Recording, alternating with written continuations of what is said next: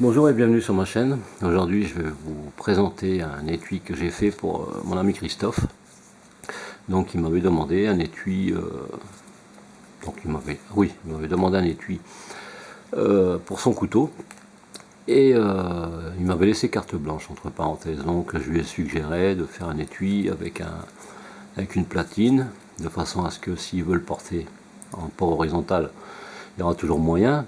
Ça va pas trop gêner. Donc pas sans fixe parce que le couteau il est quand même assez lourd, hein, je vous expliquerai après. Et une pochette amovible, parce qu'à la base il voulait que la pochette soit fixée sur l'étui, parce que je lui avais déjà fait un étui pour son couteau, Hudson B je pense, et il y avait la pochette qui était cousue dessus, mais il y avait quand même une largeur de 9 cm. Hein. Alors imaginez un peu, 9 cm par rapport à celui-là. Si je le mets au bord, celui-là il fait déjà 6,5. Si on regarde bien, ouais, rien que l'étui, on arrive presque à 7. Hein.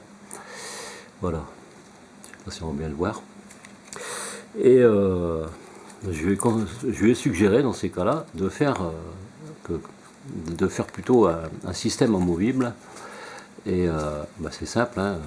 On voit ici derrière, c'est un peu comme le système de passe en ceinture, donc comme si on le mettait en port horizontal. Sauf que là, en largeur, il y a 35 mm. Hein, donc s'il veut le mettre comme ça sur la ceinture, il pourra, mais avec une ceinture de 35 mm. Ou plus courte, à 25 éventuellement. Et j'ai fait un système donc simple. Hein. Hop, il y a juste qu'à le pousser, on le dévisse. Et puis on peut enlever la pochette et la mettre, la revisser, la mettre sur un passant ceinture, donc dans ce sens-ci, donc port vertical, ou dans l'autre sens par rapport au passant qu'il y a derrière, en port horizontal, tout simplement, ne serait-ce que pour la pochette. Donc voilà, cette pochette, forcément, c'est pas très grand parce qu'il ne fallait pas dépasser, sinon ça serait fait moche. Là, j'ai donné un petit coup de matoir, donc pour faire un petit motif sympa. Pas obligé, mais je trouvais que c'était sympa quand on l'ouvre, c'est toujours plus agréable. On peut quand même y mettre deux briquets, ou un briquet, un fire steel, éventuellement un grattoir si on ne veut pas se servir du couteau. Et puis voilà quoi, hein. C'est pas fait non plus pour mettre plein de choses dedans. Sinon, autant faire une grosse pochette et faire un EDC complet, comme j'ai pu faire pour mon ami Benoît. Voilà, ou même pour d'autres personnes. C'était pour mettre dans le sac, je pense que c'était un copain, je sais plus le nom de la chaîne. Enfin bon, c'est pas grave. Donc toujours est-il que j'ai fait cet étui. Alors si on prend à l'arrière, donc de la pointe ici jusqu'au dessus du passant ceinture, on est à 34 cm. Hein. Donc c'est pas de la rigolade, c'est vraiment l'étui conséquent.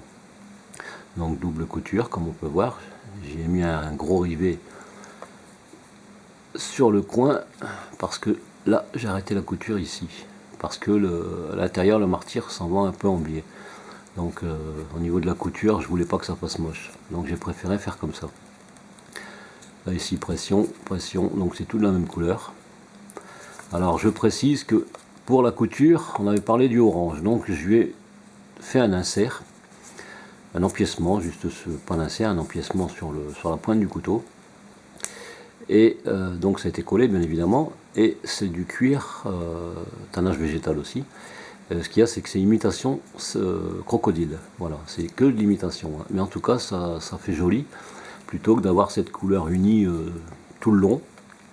Ça fait vraiment sympa, hein, parce que le couteau il est quand même assez classe, donc je voulais quand même marquer le coup. Alors j'ai fait une couture comme ceci, et en descendant jusqu'à une certaine limite, voilà, jusque là, en marron assez clairement, on ne voit pas très bien ici, hein. Et pour le reste, donc ici la continuité des deux coutures, c'est en orange. Voilà, ça remonte sur deux ou trois points et ça repart comme ça. Voilà, de façon à ce que ce soit pas trop voyant, parce qu'il y a eu trop d'orange comme ça, ça aurait fait un peu bizarre. Donc j'ai préféré faire comme ceci. Et pour ce qui est du passe en ceinture, j'ai mis un marron foncé pour que ça reste à peu près dans les mêmes tons. Parce que bon, mettre du orange, je vous expliquerai que voilà, ici j'ai mis un élastique, donc quand on l'ouvre, forcément ça l'écarte pour éviter de couper la languette. Donc voilà pourquoi, comme ça quand c'est ouvert, enfin quand le couteau est enlevé, on voit pas trop la couture. Voilà, on la devine, mais c'est pas orange comme ici. Là ici c'est orange, mais de ce côté là on va moins le voir parce que j'ai mis la pression et j'ai cousu et j'ai fait une petite patte de façon à ce que je puisse mettre l'élastique. Vous voyez, ça revient facilement. C'est quand même une sécurité. Ça, on me l'avait pas demandé, mais je l'ai fait. Donc voilà le couteau en question. Alors c'est un TRC, c'est l'Apocalypse. Alors je peux vous dire que c'est vraiment le big couteau. Voilà, on le voit ici, TRC. Je pense que ça devrait se voir. Voilà, c'est le modèle Apocalypse. Et d'ailleurs, c'est même pas noté. Ah si, voilà, c'est noté là. Je savais bien que c'était noté quelque part. Est-ce que ça va? Voilà, modèle Apocalypse. Et après, ce qu'il y a, c'est L-Max. Voilà, donc c'est le fameux couteau que le fan de couteau a présenté. Sauf que là, c'est le modèle bien au-dessus, apparemment, qui n'est pas donné. Et franchement, il est super beau ce couteau. Il fait quand même 6 mm et demi d'épaisseur. Voilà, je le présente parce que c'est vrai qu'avec le motif qu'il y a dessus, ça fait vraiment super beau. En espérant que quand mon ami Christophe va s'en servir, que ça va rester aussi beau que ça. Voilà. Donc on voit ici la marque TRC. Voilà, TRC Knife. Donc ça, je vais pas faire une présentation du couteau parce que j'ai pas tous les renseignements nécessaires. Et puis bon, moi c'est plus les étuis. Voilà, vous voyez, ça rentre bien dedans. La pression va bien et en fait ça dépasse pas de trop. Voilà, j'ai fait en sorte que ce soit, allez, un petit centimètre au-dessus du manche du couteau pour pas l'avoir dans les côtes, et c'est beaucoup plus agréable. Et j'ai fait cette forme pour le passant ceinture, on va enlever ça, de façon à ce que ça suit la forme du manche, tout simplement. Voilà, comme ça on devine pas, on voit pas trop le passant derrière le manche, mais on sait que c'est la même forme, tout simplement. Donc un passant fixe qui est bien cousu. Ça a été doublé, de toute façon j'ai passé 2 fois. Je pensais lui mettre 2 rivets, ou 1, mais au final j'ai préféré ne pas le faire parce que je veux pas qu'il y ait de parties métalliques pour abîmer le manche, quoi. J'aurais pu mettre une pastille ou autre, mais voilà, de toute façon il n'y a aucun intérêt à le faire, quoi. Et puis éventuellement, si un jour il veut le faire, il va voir un cordonnier qui lui demande de percer, mettre un rivet, et puis voilà, ça lui coûtera rien du tout, quoi. Hein, mais sinon il n'y a pas obligation de le faire, tout simplement. Voilà. Alors juste à titre de renseignement, c'est chiant parce que je me suis retourné le pouce et normalement j'avais prévu de finir l'étui, donc de retarder d'une semaine, mais comme je suis un fou du boulot, comme disait mon copain, toi t'es un fou du boulot, et j'ai voulu continuer. Et puis j'ai eu mal au pouce bien évidemment, mais j'ai fait en sorte de me servir du marteau en le tenant comme ça pour mettre les rivets, etc. Enfin le rivet, et puis pour percer les trous de couture, et puis voilà, j'explique pas trop comment j'ai fait, mais je l'ai fait. Et j'ai fini tard dans la soirée, de façon à ce que je puisse lui envoyer dans la journée, parce que là je fais la vidéo et après je vais à la poste, hein, tout simplement. Donc comme ça l'ami Christophe sera au courant. D'ailleurs je vais lui téléphoner et je lui expliquerai un petit peu la situation. Voilà, je raconte ma vie, moi. Je vais, voilà, on va peser ce couteau. Là je vois 416 grammes. C'est déjà le bon couteau, hein. 416 grammes, pardon, 419. Il y a le poids de il y a le poids de la ficelle aussi, 419 grammes. Et rien que l'étui vide, d'ailleurs je vais refermer pour pas que, voilà, l'étui fait 221 grammes. Donc il suffit dans ces cas-là de mettre le couteau dedans et puis on va voir le poids de l'ensemble. Parce que c'est quand même assez conséquent ce genre de couteau. Il y a quand même du poids. Hop. On va mettre ça dessus. On arrive à 642 grammes.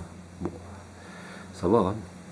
C'est quand même la belle bête. Voilà, tout simplement. Bon, je vais pas en rajouter plus là-dessus, hein, sauf que peut-être, ce que certains voudront savoir pour la pochette, ça fait quand même 5 cm de large. Il y a 2 cm en épaisseur et en longueur, il y a une petite dizaine de centimètres, on va dire 9,5 pour être sûr, quoi. Donc c'est quand même une pochette qui est bien sympa.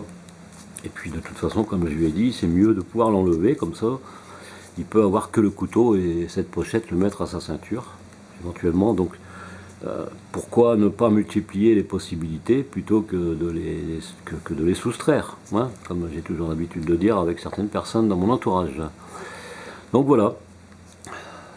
Que dire de plus, c'est du cuir tannage végétal, couleur brun bison j'ai fait.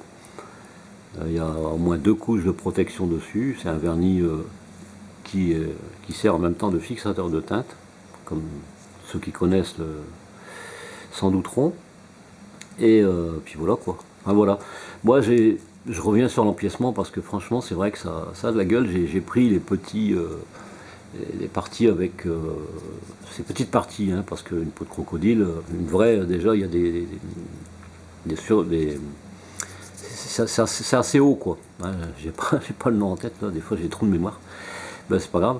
Et je trouvais ça sympa, donc je me suis dit ça va faire un style, parce que cette partie ici et le manche, qui ne sont pas bien évidemment de la même couleur, mais dans des tons clairs, pour le reste qui est avec un ton beaucoup plus foncé. Donc ça fait quelque chose de sympa quoi. Donc on voit cette pointe, on voit le manche, hein, quand on voit de loin, je trouve que ça rend bien quoi.